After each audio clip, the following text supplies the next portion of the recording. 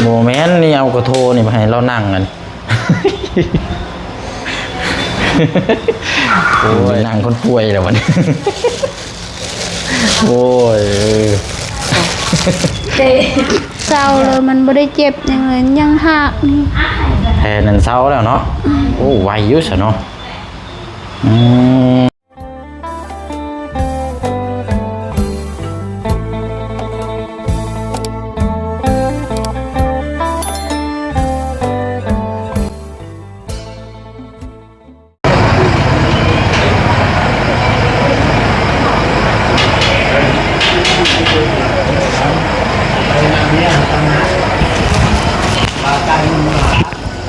พี่น้องเนาะพบเจอกันกะดึกดื่นในเด้อพี่น้องเนาะสบายดีพี่น้อง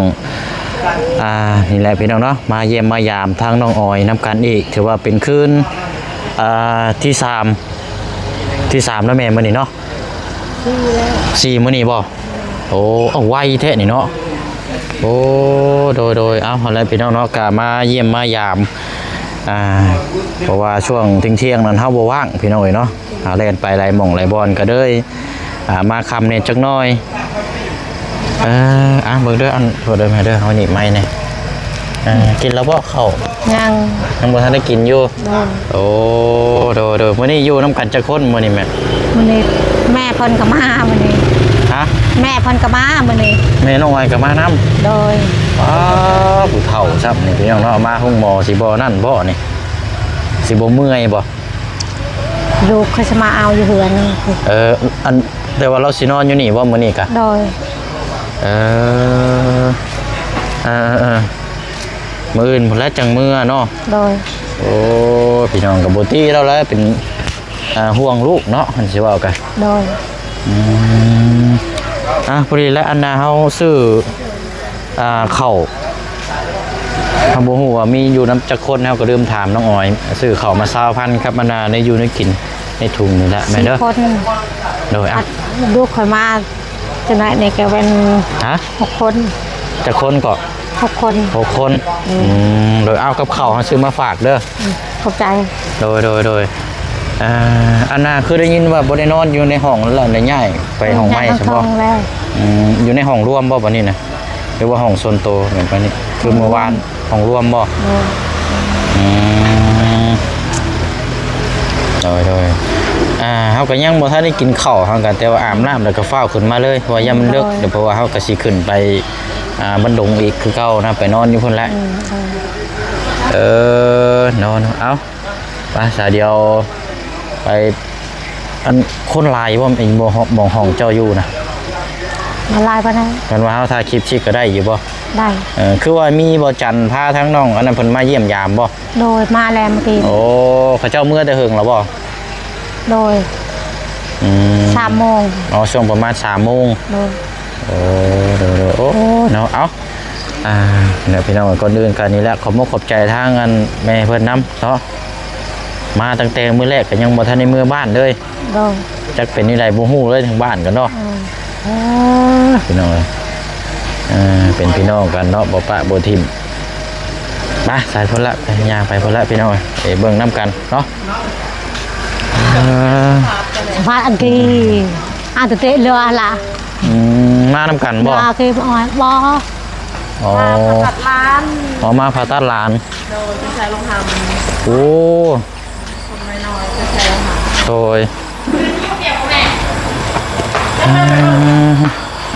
ไปเวลาด้วยสักคืนเนี่ยพี่น้อยเนาะมาชิมาช่วงเที่ยงช่วงบ่ายหันว่างก็เลยบริมาซ้ำ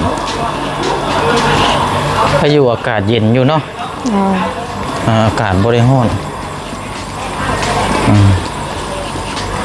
อากาศธรรมดาแต่ก่อนคิดว่าฝนสิตกนะแต่ว่าบริตกเนาะพี่น้องนี่แหละมาอยู่ห้องหมอเนาะเฮาอยู่ภายนอกกับบ่ฮู้ว่ามีคนป่วยคนเจ็บคนไข้ว่ามาอะไรกับเนาะไปเดี๋ยวเฮาไปต่อกันอยู่ห้องเนาะพี่น้องเนาะ เอา พี่น้องทางลูกสาวมายาม อ๋อเมตู้เนาะเอาสบายดีเนาะ สบายดี ทุกคน ไปดิ เอ้ยเนาะมาเยี่ยมลูกเราก็เนาะ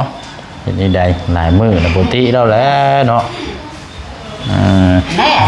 เดี๋ยวอันนี้ก็มานำกันมาเลยนี่เนาะ อืม เนี่ยนายรู้กัน โดยห้าหูแล้วสองกับผู้นี้นะ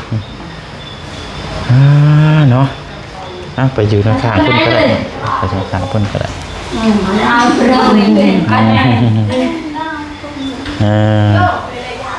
ตีจ้าตี ไม่ได้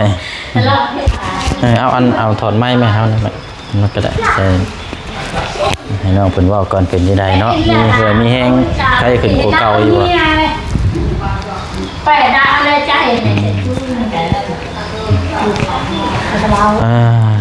วันนี้เนาะเป็นยังไงน้องผ่านไป3 มื้อนี้เนาะ โดย จะผ่าตัดแข็งแรงขึ้นอยู่บ่ มันมีแต่อย่างหักนั่นแหละมันบ่เศร้าเลย เอาออกนะคันชิว่าก็แบบว่าอันยังคุณใส่อยู่เนาะ โดยกินนี่บ่าวจันมาก็หักตลอด ทั้งบ่จันทร์ครับมันไผเกาะมาเยี่ยม น้องปอบ น้อง กับ ป๊อป กับน้ำปอบกับน้ำมา โดย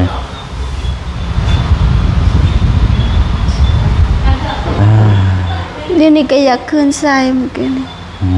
แต่ว่ากินนี่ก็ยังคือเก่าอยู่บ่กินข้าวกินน้ำ โดยกินข้าวมันบ่แซ่บปานใดแต่ก็กินหน่อยนึง อย่างน้อยก็มีกำลังใจอยู่ดอกเนาะพี่น้องมาเยี่ยมมายามเนาะหลายผู้หลายคนใครอยู่ดอกแต่ว่าแพนี่ก็โอเคขึ้นหน่อยนึงแล้วเนาะ โดยเขาเปลี่ยนแล้วก็ทายามาแล้ว แต่ว่าร่างกายโอเคขึ้นนะเขาจังย้ายขึ้นมาในห้องนี้เนาะห้องพันธุ์ว่าก็ห้องพักพื้นอีกระดับหนึงนะพี่น้อง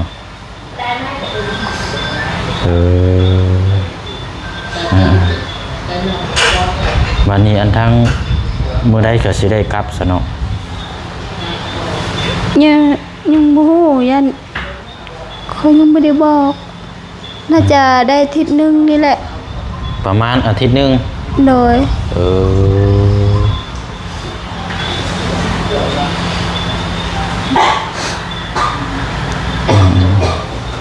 ประมาณอาทิตย์หนึงก็มื้อนี้ก็ได้3 มื้อนี่เนาะ โดย เนาะเป็นจังไดเนาะทั้งแม่มาเยี่ยมยามดีใจอยู่บ่ โดยหากะมาแต่เช้านี่ เรามาแต่เช้านี่บ่ โดย เรากลับบ่ได้เมื่อเลยวันนี้เนาะ บ่ได้มือ นั่งยิ้มอยู่แล้วครับพี่น้อง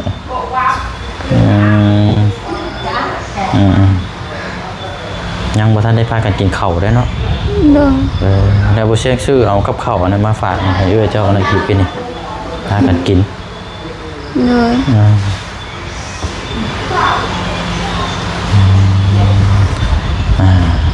นี่ได้พี่น้องเนาะมาหลายคู่หลายคนเนาะทั้งนั้นด้วยผู้นี้ก็เตะหึงเลยเนาะเราก็ตั้งแต่มาก็ยังบ่ได้เมื่อเลย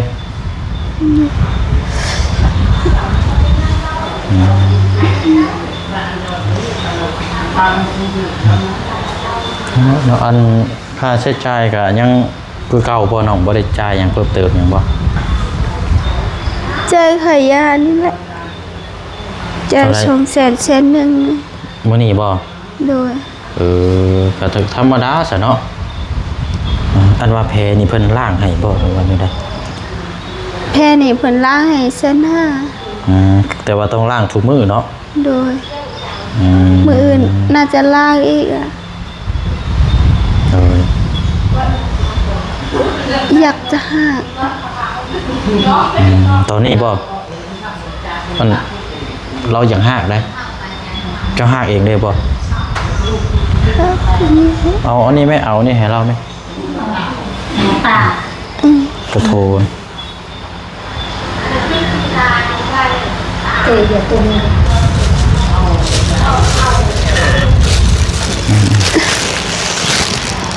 คืนใส่เนาะ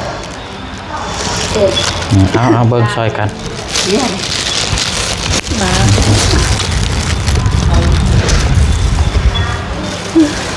กันว่าเรื่องหักกะหนึ่งมามันบ่มีเข่าเนี่ยก็แม่นมีเข่ากินก็ได้คืนท้องคืนใส่ เมื่อคืนไม่ได้นอนเลยมันหักตลอดเลย คันหั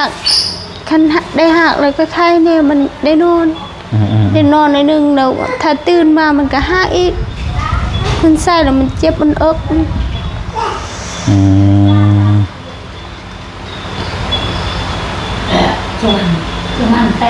ประเภทนุ่มนี่ก็ยังกินบ่ได้บ่เนาะ โดยก็ให้กินข้าว ให้กินแต่เขาเนาะ โดยบางไม่เมื่อกี้นี่ไอ้บาจันให้กินหน่อยนึงกินไม่ได้ กินบ่หลายเนาะ โดย สำหรับบ่ให้กินหลายกินพอหายาก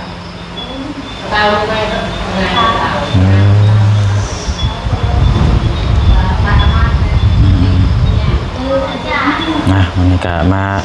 เยี่ยมมายามมาส่งกำลังใจให้คือเก่าเนาะ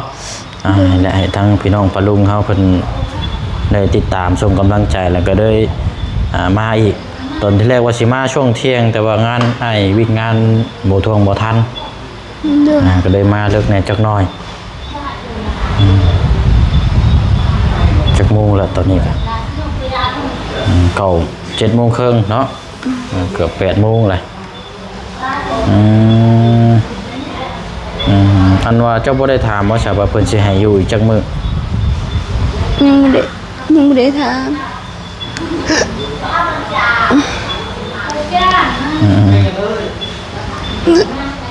หากบ่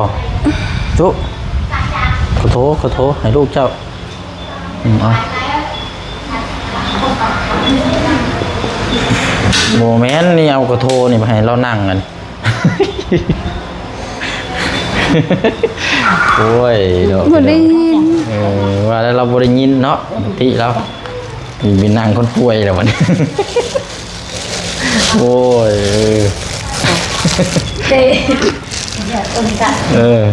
เอาก็โทรให้ลูกวันไปนั่ง ตลกดีไม่ตื่นไปเอาพอได้หัวเนาะไอ้นี่ได้ใช่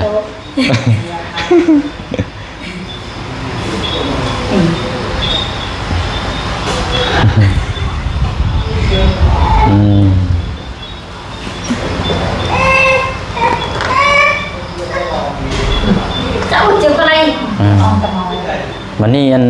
บ่แรงนี่สินอนอยู่น้ำกันจักคนนี่เบิดทั้งคนอยู่รวมไปเลยหมดนี้แหละจักคนก็โอ้6 7 8 คนเนาะโดยเหม็นเบิดเลยพี่น้อง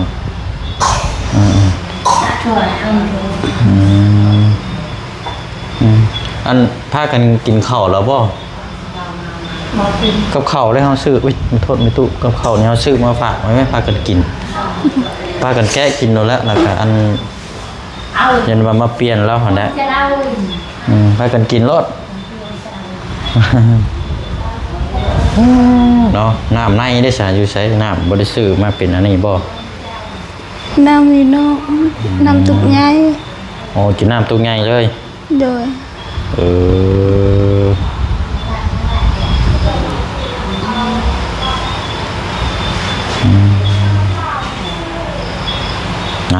เอาเนาะเพราะว่า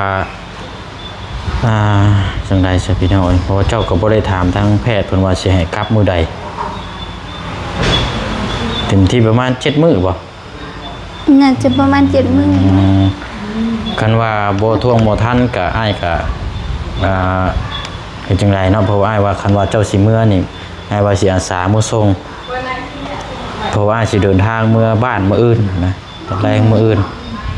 ถ้าว่าฮอดวันจันทร์พุ่นนั้นอาจจะทันเนาะคันจะเมื่อพุ่นแต่ว่าเมื่อคันว่าเมื่อวันเสาร์หรือวันอาทิตย์ก็ยันบ่ทันก็เมื่อบ้านก่อนก่อนหน้ามาแต่บ้านจังสิมาเยี่ยมมายามอีกทีนึงคันว่าทางแพทย์เพิ่นให้เมื่อก่อนนะแต่ว่าถ้าอ้ายขึ้นมาแล้วยังบ่ทันกลับก็สิมาส่งคือเก่าหั่นน่ะเด้อโดยนี่แจ้งบอกเจ้าก่อนยันว่าเอ้า ไปทางใดคือว่าสิเมื่อส่งทันสี่นะอันนี้แจ้งบอกก่อนแต่ว่าเบิ่งน่าสิเขามาเบิ่งอีกเทื่อนึงนะว่าสิเดินทางนี่ก็มาเบิ่งอัปเดตตอนแรก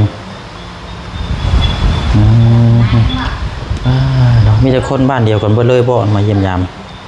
บอนลานเอาพัวแล้วคนนี้ อืม เอาพัวบ้านใกล้ๆนี่ เป็นบ้านไกลเฮือนเคียงเนาะ โดย เออ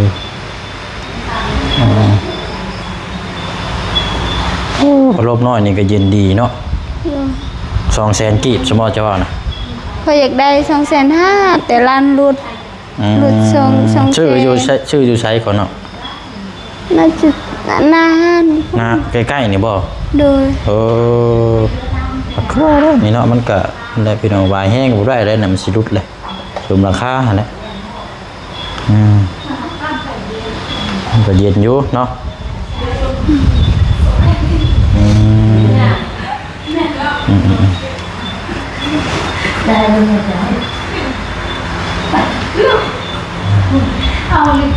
อันว่าทางงบก็ตามที่อ้ายมอบให้เมื่อวานนี้แล้วก็ทางบ่ได้มีมาเพิ่มอีกบ่เนาะ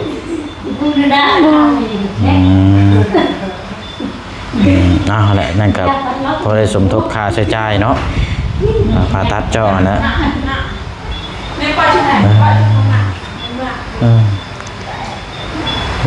เศร้าหันก็เศร้าเลยมันบ่ได้เจ็บหยังเลยยังหักนี่ แทนนั้นเศร้าแล้วเนาะโอ้ไวอยู่ซะเนาะตู้มานั่งพี่เจ้าหน่อยมานั่งข้างเนาะบ่มีโต๊ะน้อยเนาะนี่ฮะข้างๆนี่ก็ได้ไหนบ่ บ่มีโต๊ะน้อยเนาะเก้าอี้น้อยพอได้นั่งเนาะ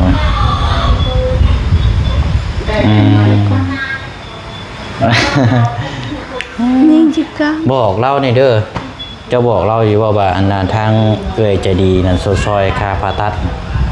แจ้งบอกเล่าให้เท่าความรู้นำนี่เด้อ โดย เพราะว่าหนึ่งมานี่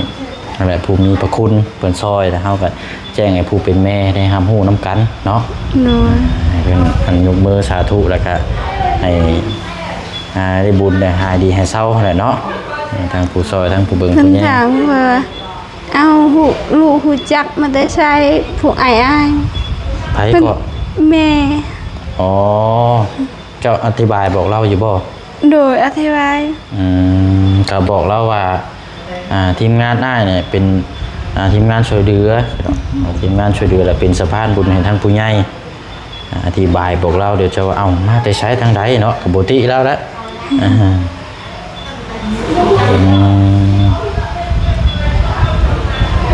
เนาะเราก็สิดีใจอยู่ดอกเนาะ โดย อะไรบอกเรานำเนาะก็ให้เราดีใจ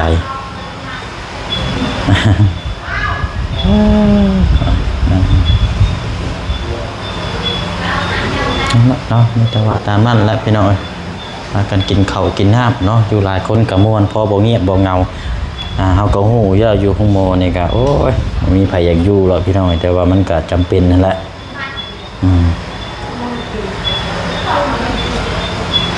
อะไรเนาะการดีใจน้ำสักพี่น้อยแข็งแรงดีขึ้นน้ำเลยเดี๋ยวจังนั้นก็เมื่อรักษาอยู่บ้านแล้วอยู่บ้านโอ้อาบน้ำบ่นะเดี๋ยวเด้อมันกล้องเด้อเฮาเด้อโน่ถอยเอาเลยนะ ไม่อาจ ย้ำออกไป ไม่รู้แต่อันเราอันที่ก็ไม่อาจถึงกันนะ ช่องคอยปิวได้เอาพี่น้องเลย กันรถเยอะเนี่ย อันที่อันอาจกว่าอันเรา ไปโทรมาป่ะเนี่ยหมู่ป่ะ ลานโหมา ก่อน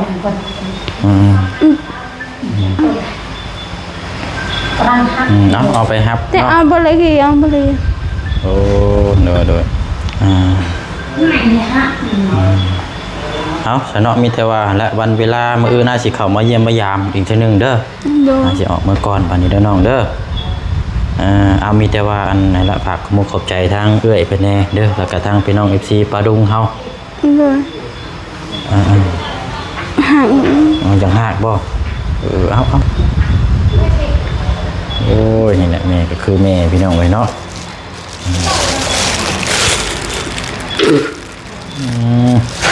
คืนใส่ เวลามันอยากหักบ่ค่อยอยากเว่าปานใดมันเจ็บ มันเมื่อยเนาะ โดย แม่นั่นแล้วเนาะ ถ้ามันได้หักแล้วมันสบายได้เว่าแห้งนิดนึง เอาละตามนั้นเด้อสน้องเด้อเอาขอบใจทางเอื้อยเพิ่นแน่เนาะแล้วก็ทาง FC ปาลุงที่เพิ่นส่งกำลังใจให้เนาะเพิ่นเบิ่งโอ้ยทั่วโลกเลยนี่เนาะเอาอันนั้นเนาะ ก็ขอบใจที่ใจบุญทั้งหลายเด้อที่มาช่วยน้องในมื้อนี้ขอให้อย่าเสื่อในใด ให้เพิ่นอยู่ดีมีแห้งเนาะสุขภาพแข็งแรงหั่นแหละเนาะ ขอให้อยู่ดีมีแห้งผู้ใหญ่ใจบุญทั้งหลายทั้งลาวและทั้งไทยขอให้จับสิ่งใดทำสิ่งใดขอเป็นเงินเป็นทองขอให้สุขภาพแข็งแรง FC ทั้งหลายและผู้ที่สวยน้องในมื้อนี้ ที่เพิ่นส่งกำลังใจมาให้เนาะ โดย เนาะก็สิเว้าง่ายๆได้ก็ถ้าบ่มี FC ถ้าบ่มีผู้ใหญ่นี่ก็ก็จะบ่ได้เข้ามาหาเจ้าอีกได้เนาะ โดยแม่น เป็นหยังจังว่าจังซั่นถ้าบ่มี FC ให้การผลักดันเบิ่งแย่งเบิ่งในคลิปนี่ก็บ่ได้เข้ามาได้เพราะฉะนั้นก็ขึ้นกับผู้ใหญ่เพิ่นซอยก็จำเป็นต้องมาติดตามให้ทางเอ้ยเพิ่นเบิ่งแล้วก็ทางผู้ใหญ่ที่เพิ่นส่งกำลังใจมาให้เนาะ โดย อันนั้นก็จังติดตามเบิ่งนำกันไปเรื่อยๆพี่น้องส่งกำลังใจให้แม่นแต่ว่าอ้ายกลับก่อนบัดนี้เด้อ โดยขอให้อ้ายเดินทางปลอดภัยเด้อ โดย ขอให้อ้ายสุขภาพแข็งแรงขอให้อ้ายมีความสุขขอให้อ้ายจับทำสิ่งใดขอให้อ้ายเป็นเงินจับเป็นเงินเป็นทอง เนาะโอเคไปบัดนี้พี่น้องเอ้ยเดินทางก่อนเฮาพามาข้างนอกพี่กอดบัดนี้เนาะอยู่นำกันหลายคนมีแต่ว่าอันกลับก่อนเด้อบัดนี้เด้อเฮาสิไปหากินข้าวก่อนเฮากัน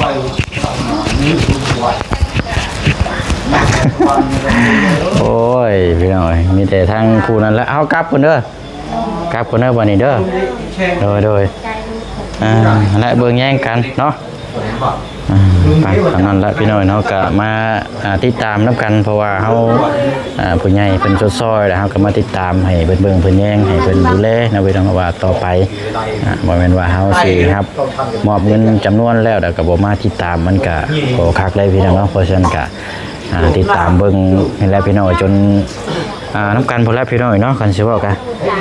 ไปเนาะลาพี่แล้วน้องไปก่อนบ๊ายบายเด้อพี่น้องเด้อเนาะเดินทางพอแล้วบัดนี้มื้อก่อนบัดนี้พี่น้องมื้อหอมมื้อห้อยพุ่นแหละเนาะหากินข้าวกินน้ำก่อนเนาะสบายดีเด้อพี่น้องเด้อ